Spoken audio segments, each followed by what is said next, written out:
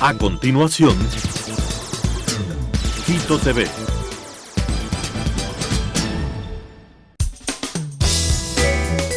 Clasificación A. Apto para todo público.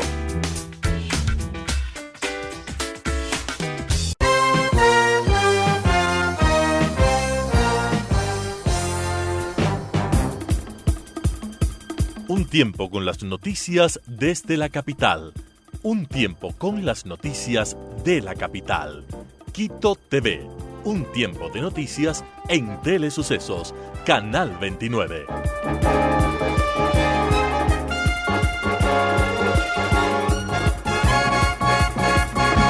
¿Qué tal, amigos? Bienvenidos a este espacio de entrevistas Quito TV, el espacio de la ciudad por Telesucesos.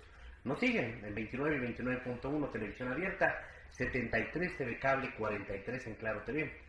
Además, desde cualquier parte del mundo se pueden enganchar a esta señal, como a través del internet www.telesucesos.net, o desde cualquier dispositivo. Si tienen una cuenta de Facebook, entran a Telesucesos Quito, que es nuestra cuenta, y ahí están las 24 horas la programación del canal desde cualquier parte del mundo. El día de hoy tenemos la presencia de la doctora Bernarda Jara. Ella es especialista en el tema del linfoma y linfoma no Hodgkin. Vamos a hablar un poco de esto porque se habla siempre de linfoma, pero tengo entendido, le comentaba a la doctora, hice una entrevista hace unos meses atrás y me enteré un poco de que existen dos clases. ¿Cómo está, doctora? Bienvenida. Muchísimas gracias por la invitación. Un saludo a todas las personas que nos están viendo. Efectivamente hay dos tipos de linfoma, un linfoma no Hodgkin y otro que se llama linfoma de Hodgkin o enfermedad de Hodgkin, como la conocíamos. La diferencia entre las dos enfermedades son los tipos de células que salen.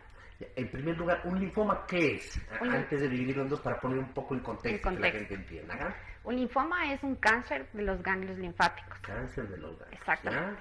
Los ganglios linfáticos es donde viven los soldados de defensa del cuerpo, por así decirlo.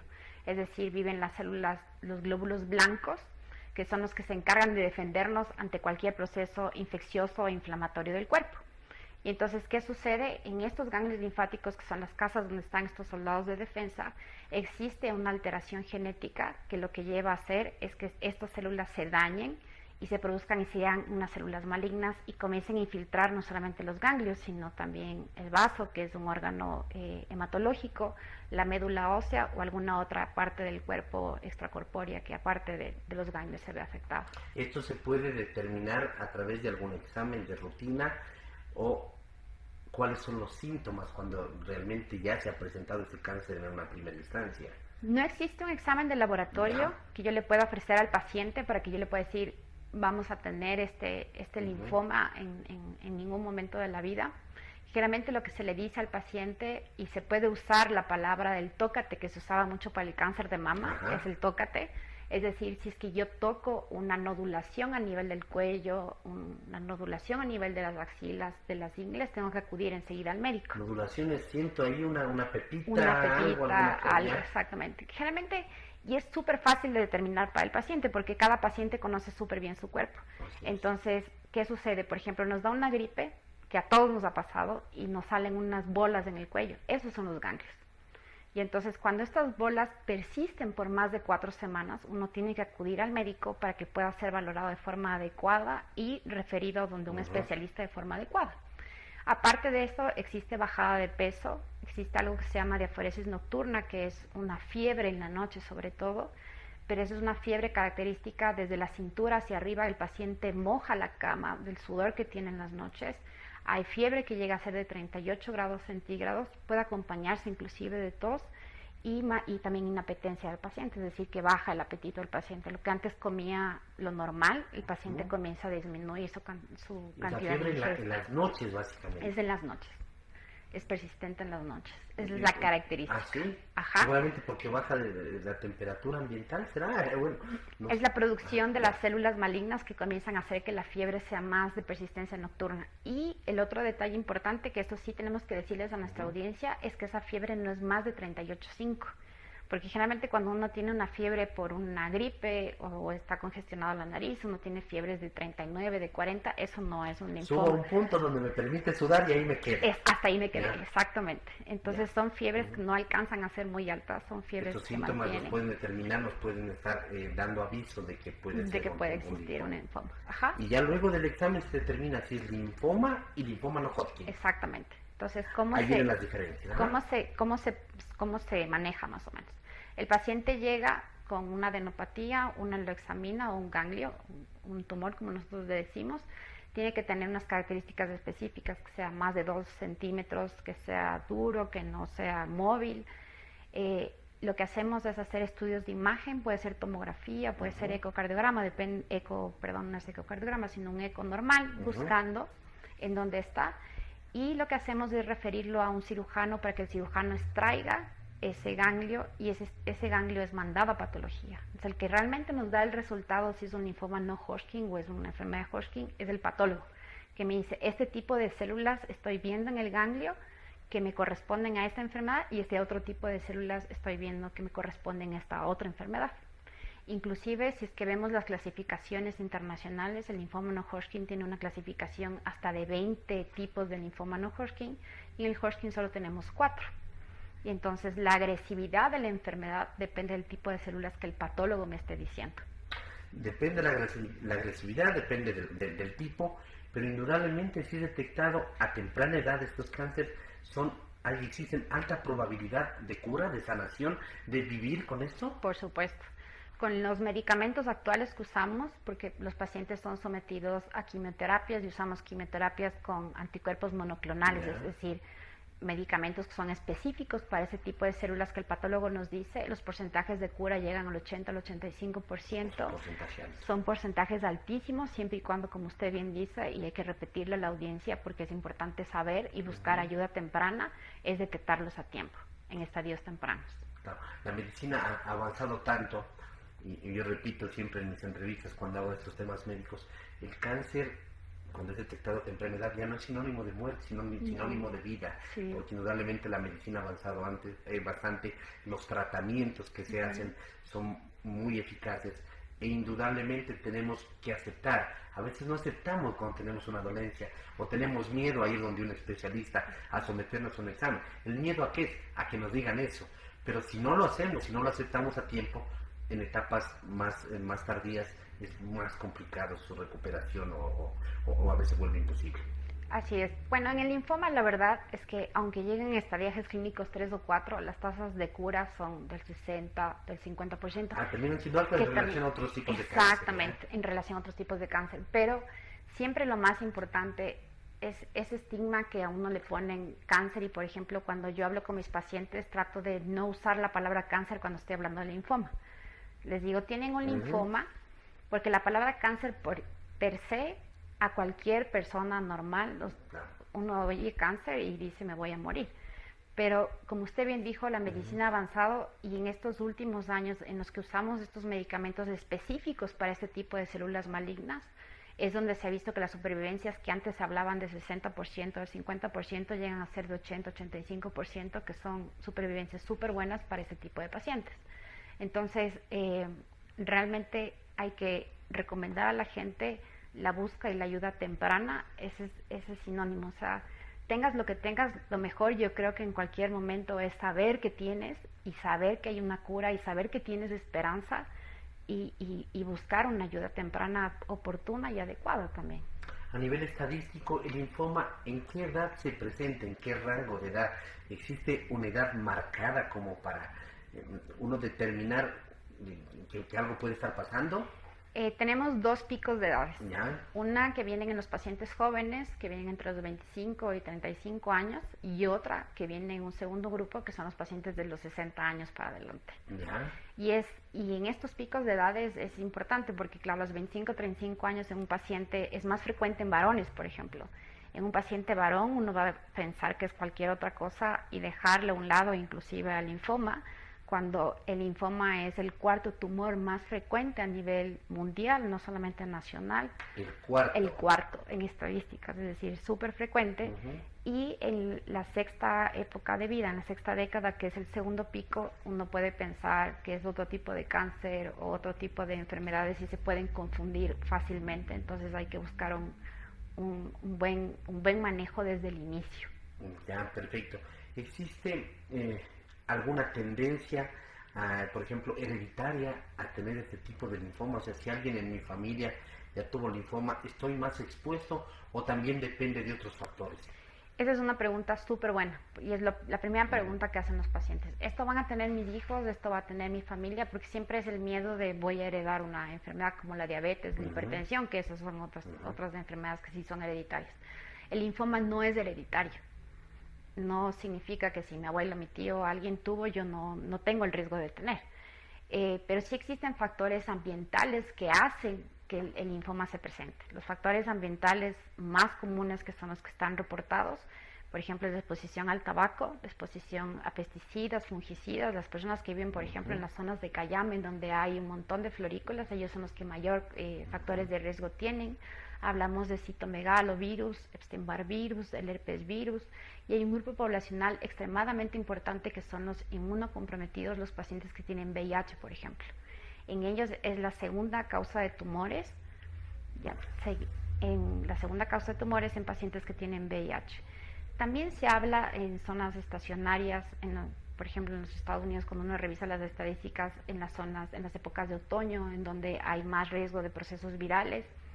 Otro que es importante anotar para la población es el Helicobacter pylori, porque si usted hace estudio de Helicobacter pylori a toda la población, todos tenemos Helicobacter pylori, todos, absolutamente todos. Pero que esté activo o no esté activo, ese hace la diferencia. Pero el Helicobacter pylori también es un factor de riesgo para hacer un linfoma a nivel gástrico. Ok, doctora, para finalizar, porque ha pasado el tiempo volando, pero un gusto tenerle aquí, porque creo que este tipo de entrevistas ayudan a que la población, los televidentes, se enteren, y nosotros como medio de comunicación, esa es nuestra función, para poder estar preparados, siempre estar pendientes de cualquier cambio que existe en nuestro cuerpo, no solamente en el tema del linfoma, sino cualquier otra señal, a veces a nivel de piel, de cualquier cosa, podamos asistir sin miedo, sin temor, a precisamente hacernos los exámenes necesarios. Para finalizar, ¿los tratamientos utilizados son radioterapia y quimioterapia? Sí, depende del estadiaje del paciente. Entonces, si yo tengo nada más una zona ganglionar, sea en cuello o en cualquier lado, como habíamos hablado, se puede usar únicamente radioterapia. Y si es que ya es un estadio clínico 2, 3 o 4, usamos una mezcla de quimioterapia, que son quimioterapias realmente súper nobles, son poco tóxicas, muy bien toleradas para el paciente, son medicamentos que pasan muy rápido. Y aparte de eso, usamos mezcla de quimio y radio cuando vemos masas que son demasiado grandes. Entonces usamos quimioterapia primero para tratar de bajar el tamaño de la masa y luego radiamos para tratar de consolidar la respuesta. Y un detalle importante ahí es que algunos de los pacientes son candidatos a trasplante. Entonces, si es que no tuve respuesta de forma inicial al tratamiento, yo puedo llevarle al paciente a un trasplante de células madre que va a consolidar la respuesta del linfoma y va a hacer que esas tasas de supervivencia que hablamos de forma inicial sean realmente las que yo pueda ver en mis pacientes. En definitiva, son buenas noticias dentro del tema de que indudablemente lo ideal sería que nadie nos enfermemos, que nadie contraigamos este tipo de células cancerígenas, pero indudablemente cuando se adquiere este tema, el tema sobre todo del linfoma, vemos que hay buenas noticias, porque indudablemente incluso en etapas avanzadas hay una alta probabilidad de cura, incluido lo que usted dijo en la última parte, el tema del trasplante de células madres. Doctora, muy gentil por haber estado aquí. Muchísimas gracias por la invitación y me quedo a la orden. Siempre bienvenida, gracias. Amigos, la doctora Bernarda Jara, especialista en el tema del linfoma, el linfoma no Hodgkin, nos ha aclarado un poco lo que es el linfoma, cómo se dividen estos dos grandes grupos. Cada uno de estos grupos después tiene otra subdivisión, pero indudablemente la buena noticia es de que en etapas tempranas los porcentajes son altos, 80-85% de cura, pero también en las otras etapas, en etapa 2, 3, 4 seguramente, son porcentajes del 60, del 50%, es decir, hay buenas noticias en este tema, pero lo ideal es siempre, si detectamos alguna anomalía, algún cambio visual, sensorial dentro de nuestro cuerpo, acudir al especialista. Siempre el tema de la prevención es el primer paso dentro de lo que es la medicina. Amigos, que pasen bien. Al volver tendremos la presencia del señor Hassan Bekdash, presidente ejecutivo de HJ Bekdash, para hablar sobre una feria de petróleo. Volvemos después de un corte. Regresamos con más de Quito TV. Todos hemos nacido libres e iguales. No discrimines. Estos son tus derechos humanos. Son 30. Te pertenecen a ti. No tienes que comprarlos, ni solicitarlos, ni pedir permiso para tenerlos. Son sencillamente tuyos. Sin importar quién o de dónde seas, qué edad tengas, ni nada más. Es así de simple.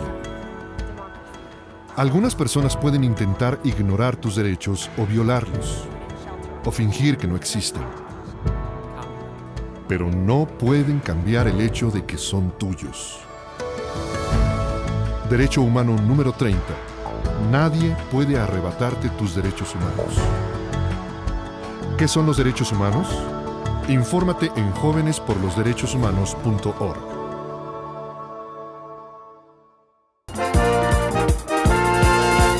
Continuamos con Quito TV. Amigos, de vuelta en este espacio informativo, tenemos la presencia de Carla Armas. Ella es la vocera de la Feria de Petróleos 2019 que se va a realizar aquí en Quito. ¿Cómo está, Carlita? Bienvenida. Muchas gracias, estoy muy bien. Gracias por la invitación y gracias por el espacio para hablar de esta feria, de todo lo que será la Expo Conferencia. Feria de Petróleos 2019. ¿Qué edición de feria es? ¿Es la primera edición? No, es la 20ª edición. Vigésima. Ya son 20 ediciones.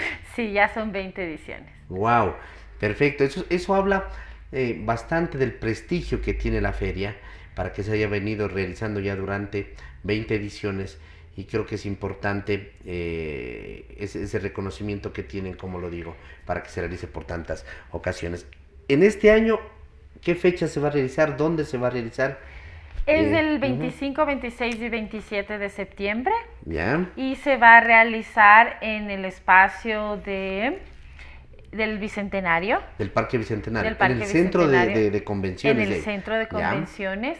Es una feria a la que están invitados más de 146 empresas en el mundo, que tiene diferentes expertos nacionales e internacionales en temas relacionados con la energía y el petróleo. En esta feria vamos a tener la presencia del ministro de Hidrocarburos y de varios ministros que están listos para conversar sobre este tema que, si bien podría ser un tanto polémico por el tema de las energías, es un tema vigente y es un tema que ha ido renovándose como la feria y que tiene ahora un montón de elementos con los que podemos decir que estamos tendiendo hacia lo verde, de alguna manera. Y también la feria va a hablar de las energías renovables. Eso es súper interesante de esta feria. Tiene las dos partes. Eso le iba a preguntar. Eso es una feria, es una especie de conferencia, de seminarios, de exposiciones, de hablar de las nuevas tendencias, de ese compromiso con el ambiente que existe ahora en el tema de petróleo, sobre todo con las empresas, las grandes empresas que son las explotadoras del tema de petróleo. Entonces, sí, es una feria donde además de todo este tema existe discusión en respecto a los diversos temas de nuevas tecnologías, etcétera, etcétera. Así es, estando en el 2019 no podemos dejar de lado ni lo uno ni lo otro. Debemos decir que nuestro país es un país petrolero que tiene la tendencia a energías renovables, pero ¿qué pasa en ese interín? ¿Qué pasa entre que estamos aquí y queremos llegar acá? Todo eso es lo que vamos a tratar en esta conferencia, que además es gratuita y que está invitado a todas las personas que deseen sumarse a ella. Como le digo, vamos a tener prestigiosos conferencistas, tanto nacionales como internacionales, y temas súper interesantes y muy, muy en boga.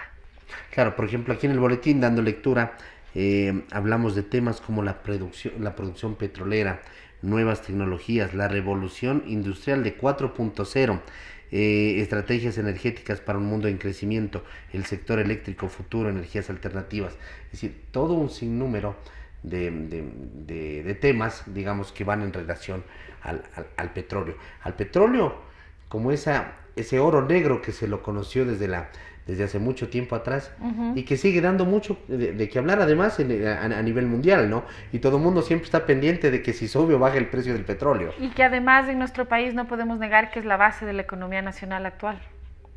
Indudablemente, han salido otros productos, pero seguramente no se les ha dado el impulso, y el petróleo sigue siendo el primer producto, digamos, dentro de la economía. Así es, y justamente ese es el tema central. Lo que hablábamos hace un momento, siendo la base de la economía nacional, ¿cuánto tiempo más va a ser? ¿Cómo podemos ser más verdes? ¿Cómo podemos estar más a tono con lo que el planeta nos está pidiendo ya? Que es bajar la producción extractivista y mejorar la producción alternativa sin dejar de producir. Porque dígame usted, el momento en que nosotros decidimos cero petróleo, ¿con qué lo cambiamos?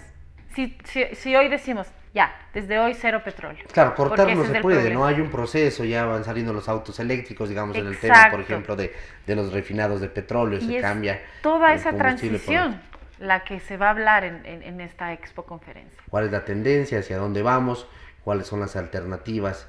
¿Y qué se viene? ¿Hacia dónde va el país con todo esto? 146 expertos, me dijo, ¿no? 146 de empresas invitadas. Y de esas empresas invitadas tenemos varios expertos nacionales e internacionales que tratarán diferentes temas.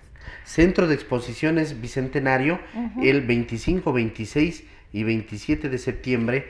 ¿Esto de qué hora a qué hora se van a realizar el evento? Estará abierto todo el día, sin embargo, la inauguración será a las 6 de la tarde del primer día. Del día 25, Así que 25 es... A ver, es miércoles. Así es. Miércoles, ¿no es cierto? Miércoles 25, 6 de la tarde. Pero el miércoles ya está en la mañana también abierto. El miércoles en la mañana estará abierto al mediodía, pero es a las 6 de la tarde. En la noche de inauguración, y de ahí sí 26 y 27. Además, este centro bicentenario de exposiciones tiene una amplia playa de parqueo, así que no tenemos por qué sufrir ni pretexto para no asistir. Así es. Creo que es un tema que nos interesa a todos como ecuatorianos, es un tema que nos interesa también como personas, y es como usted dice, es la 20ª feria relacionada con esto, que no podríamos perdernos. Cada vez tenemos temas más interesantes, cada vez tenemos conferencistas mucho más, por decir así, con experticia y de mayor prestigio en el mundo entero, y es una expo conferencia que nos sirve a todas las personas. Estoy leyendo, por ejemplo, el programa de inauguración que incluso me hicieron llegar. Entonces el día 25 de septiembre va a haber un saludo en un inicio por parte de quien haga de maestro de ceremonias. Luego interviene el ingeniero Carlos Sarmiento, que es el gerente general de Schlumberger, que es una empresa muy importante en el tema de petróleos. Está la intervención de Hassan Bektash, que es el presidente ejecutivo de HJ Bektash, y la inauguración oficial a cargo de Juan Carlos Bermeo, viceministro de Hidrocarburos del Ecuador, ¿no? Y luego un cóctel. ¿Quién organiza esta feria? ¿Quién está atrás de la organización de esta feria? Esta feria está organizada y manda sus saludos del señor Hassan Bektash, de JH Bektash, quien viene organizando estas conferencias y algunas otras por, como usted ve, más de 20 años. El prestigio que tiene esta empresa en la organización de estos eventos es súper alto.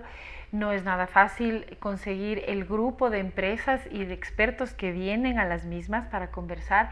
Y este es un esfuerzo que se da por la pasión que tiene el señor Bektash en hablar de los temas que realmente tocan a la ciudad y al país. El petróleo es uno de esos, como decíamos, está netamente ligado con la economía actual, Y es por eso que se hace este esfuerzo cada año de tener a todos estos expertos para poder sacar conclusiones y poder tener una ruta, un norte para seguir. Ok, perfecto, Carlita. Quiero agradecerle, creo que ha quedado claro, el público en general y sobre todo la gente que está metida en el tema de petróleos. Hay muchos ingenieros geólogos, ingenieros petroleros, la gente que está relacionada una o de otra manera con el tema petrolero, la gente que está en economía, en administración de empresas, y que hay que entender, como lo dijimos en una parte de la entrevista, que el petróleo sigue siendo el primer producto, sobre todo en nuestro país, dentro de lo que es la economía y de la productividad, y que genera la mayor cantidad de ingresos. Entonces todo eso es un ente dinámico dentro de la economía. Entonces hay mucha gente que le va a llamar la atención esta feria, y sobre todo en su 20ª edición, es decir, estamos hablando de un gran prestigio, como lo hemos dicho, para que asistan 25, 26 y 27 de septiembre en el Centro de Exposiciones Bicentenario, ahí sobre la avenida Amazonas, donde era el antiguo aeropuerto, en el Parque Bicentenario. Así es. Muchas gracias por el espacio, están todos nuevamente invitados, les esperamos y gracias por escuchar. 146 empresas nacionales y extranjeras que están en el tema de petróleos van a estar presentes en esta 20ª Feria de Petróleos 2019, organizado por HJ Begdash, y que tiene el respaldo y el prestigio de importantes firmas, además nacionales, extranjeras, públicas y privadas, además, que están respaldando esta feria. Así que asistir en horarios de atención, precisamente desde las 9 de la mañana hasta las 20 horas, me parece que es el horario 20 horas 30 que funciona en el Centro de Exposiciones Bicentenario. Así es. Cualquiera de estos días, y empapémonos sobre el tema de petróleos, las nuevas tecnologías, lo que se viene en temas ambientales, es decir, un sinnúmero de cosas relacionadas con la industria de el oro negro, el petróleo. Amigos, hasta la próxima, que pasen bien, felicidades.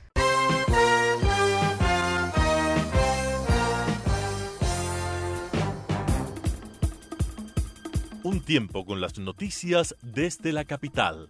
Un tiempo con las noticias de la capital. Quito TV. Un tiempo de noticias en Telesucesos, Canal 29.